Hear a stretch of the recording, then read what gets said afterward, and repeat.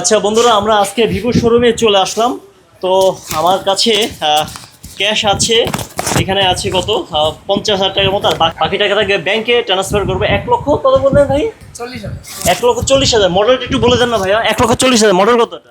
X200 আমার কাছে আছে 50,000 টাকার মতো, বাকি টাকা আমি ব্যাংকে ট্রান্সফার করবো। X200 না? জি। 1,40,000 দিবেন আপনি?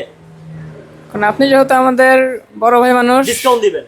যে আমরা আপনাকে 5,000 টাকা ডিসকাউন্ট দিচ্ছি। আচ্ছা, 1,35,000 টাকা দিয়ে আমি আমার আব্বুর জন্য একটা মোবাইল কিনছি। আব্বু কেমন লাগতেছে আপনার? ভালো।